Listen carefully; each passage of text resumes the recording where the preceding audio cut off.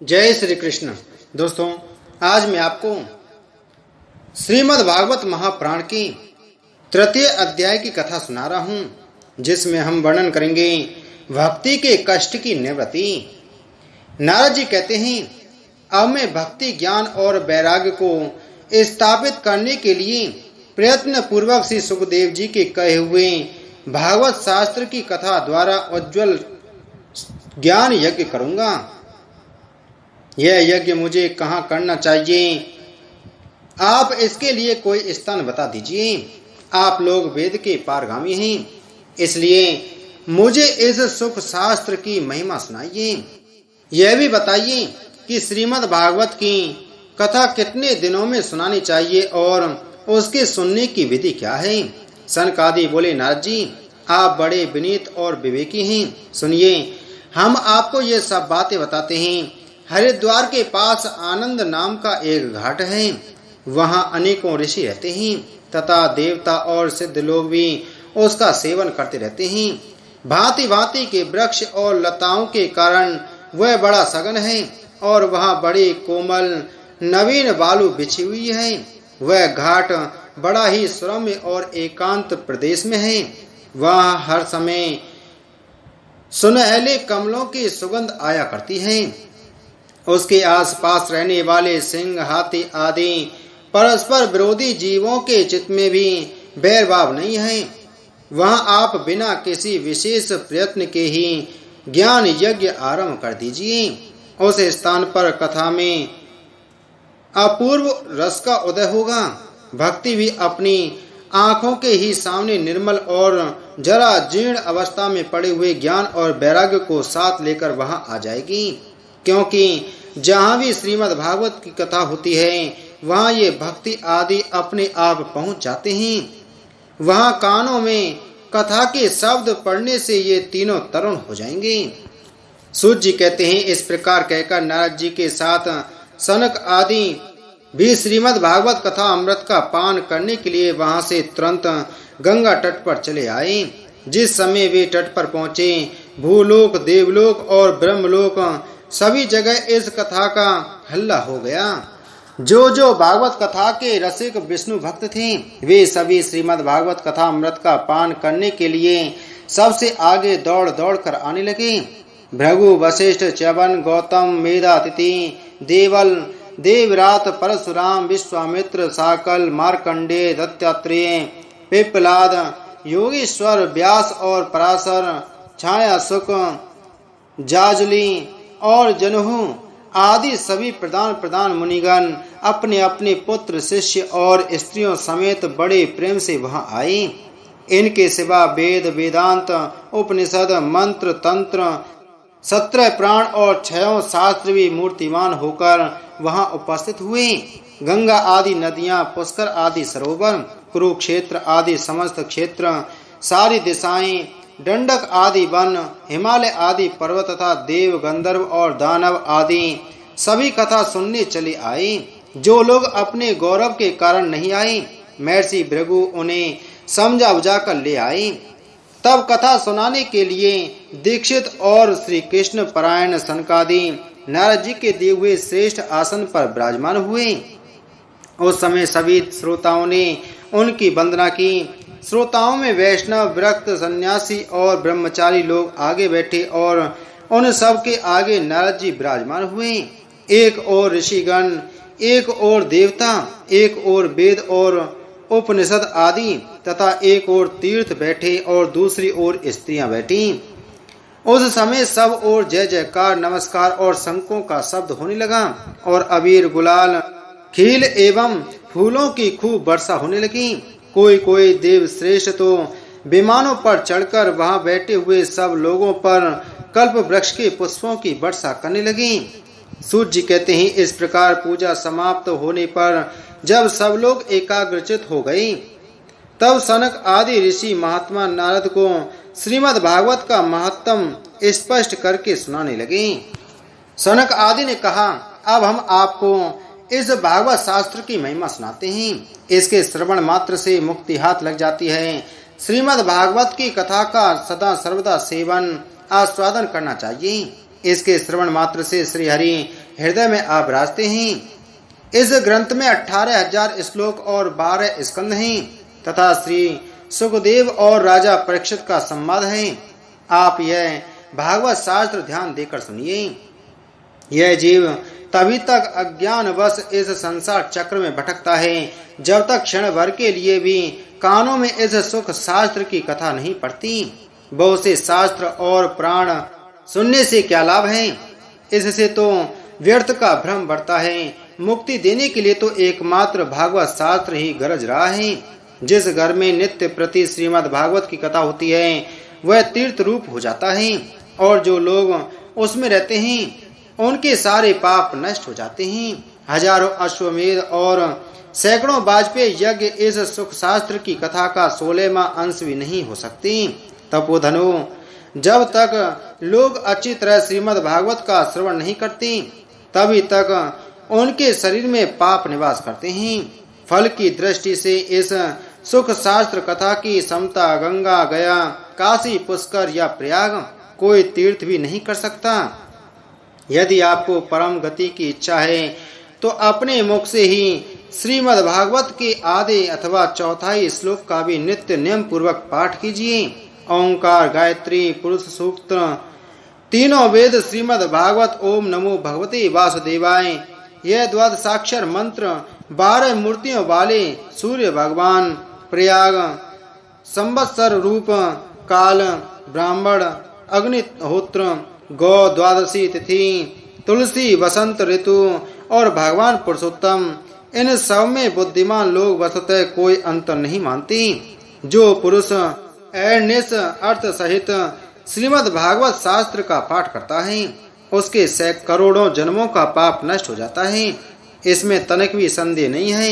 जो पुरुष नित्य प्रति भागवत का आधा या चौथाई श्लोक भी पढ़ता है उसे राजसूय यज्ञ और अश्वमेध यज्ञों का फल मिलता है। नित्य भागवत का पाठ करना, भगवान का चिंतन करना, तुलसी को सींचना और गौ की सेवा करना, ये चारों समान हैं। जो पुरुष अंत समय में श्रीमद् भागवत का वाक्य सुन लेता है उस पर प्रसन्न होकर भगवान उसे वैकुंठ धाम दे देते हैं। जो पुरुष इसे सोने के सिंहासन पर रखकर विष्णु भक्त को दान करता है वह अवश्य ही भगवान का सायुज्य प्राप्त करता है। जिस दुष्ट ने अपनी सारी आयु में चित्त को एकाग्र करके श्रीमद् भागवत कथा अमृत का थोड़ा सा भी रसास्वादन नहीं किया उसने तो अपना सारा जन्म चांडाल और गधे के समान व्यर्थ ही गंवा दिया।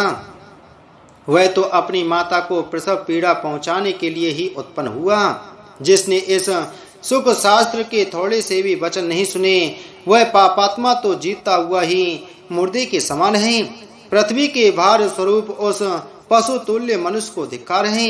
यूं स्वर्ग लोक में देवताओं में प्रधान इंद्र आदि कहा करते हैं। संसार में श्रीमद् भागवत की कथा का मिलना अवश्य ही कठिन है। जब करोड़ों जन्मों का पुण्य उदय होता है तभी इसकी प्राप्ति होती है।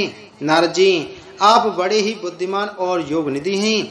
आप प्रयत्न पूर्वक कथा का श्रवण कीजिए।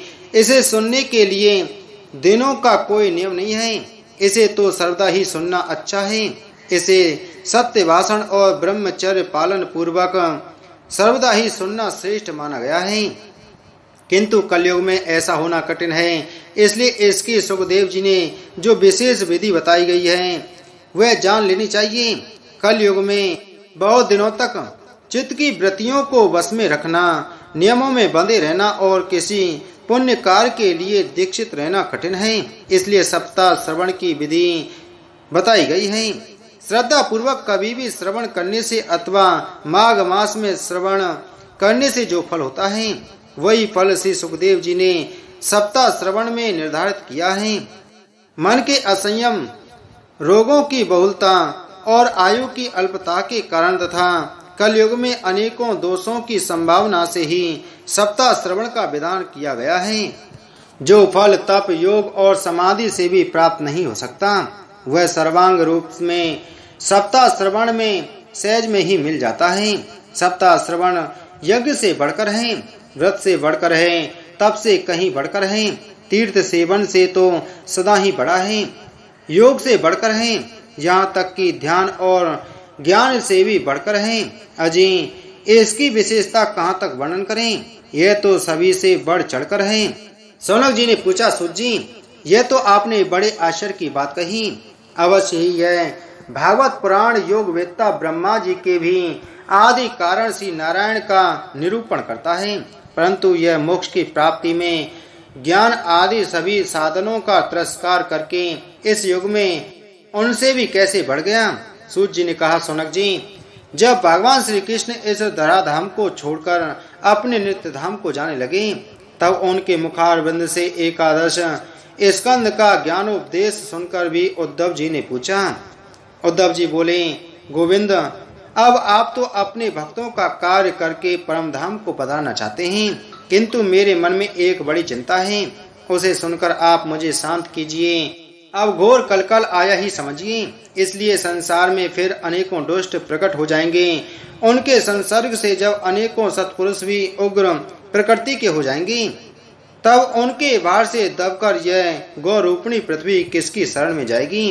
कमल नयन, मुझे तो आपको छोड़कर इसकी रक्षा करने वाला कोई दूसरा नहीं दिखाई देता, इसलिए भक्तवत्सल आप साधुओं पर कृपा करके यहाँ से मत जाइए।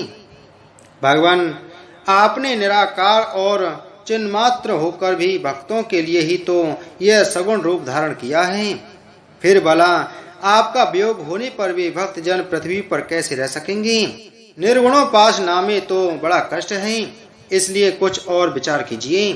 प्रवास क्षेत्र में उद्धव जी के ये वचन सुनकर भगवान सोचने लगे कि भक्तों के अवलंब के लिए मुझे क्या व्यवस्था करनी चाहिए।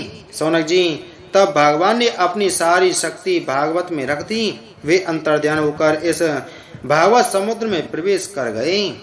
इसलिए यह भगवान की साक्षात शब्दमयी मूर्ति है। इसके सेवन, श्रवण, पाठ अथवा दर्शन से ही मनुष्य के सारे पाप नष्ट हो जाते हैं। इसी से इसका सप्ताह श्रवण सबसे बढ़कर माना गया है, और कलयुग में तो अन्य सब साधनों को छोड़कर यही प्रधान धर्म बताया गया है। कल काल में यही ऐसा धर्म है जो दुख, दरिद्रता, दुर्भाग्य और पापों की सफाई कर देता है तथा काम, क्रोध आदि शत्रुओं पर विजय दिलाता है। अन्यथा भगवान की इस माया से पीछा छुड़ाना देवताओं के लिए भी कठिन है। मनुष्य तो इसे छोड़ ही कैसे सकते हैं, अतः इसे छूटने के लिए भी सप्ताह श्रवण का विधान किया गया है। सूत जी कहते हैं, शौनक जी, जिस समय सनक आदि मुनीश्वर इस प्रकार सप्ताह श्रवण की महिमा का बखान कर रहे थे, उस सभा में एक बड़ा आश्चर्य हुआ। उसे मैं तुम्हें बतलाता हूँ, सुनो। वहाँ तरुणावस्था को प्राप्त हुए अपने दोनों पुत्रों को साथ लिए विशुद्ध प्रेम रूपा भक्ति बार बार श्री कृष्ण गोविंद हरे मुरारी हे नाथ नारायण वासुदेवा आदि भगवान नामों का उच्चारण करती हुई अकस्मात प्रकट हो गई।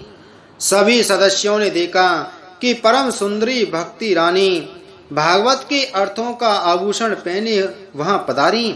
मुनियों की उस सभा में सभी यह तर्क वितर्क करने लगे कि ये यहाँ कैसे आई, कैसे प्रविष्ट हुई। तब सनक आदि ने कहा, ये भक्ति देवी अभी अभी कथा के अर्थ से निकली हैं। उनके ये वचन सुनकर भक्ति ने अपने पुत्रों समेत अत्यंत विनम्र होकर सनत कुमार जी से कहा। भक्ति बोली, मैं कलयुग में नष्ट प्राय हो गई थी, आपने कथा अमृत से सींच कर मुझे फिर पुष्ट कर दिया। अब आप यह बताइए कि मैं कहाँ रहूं।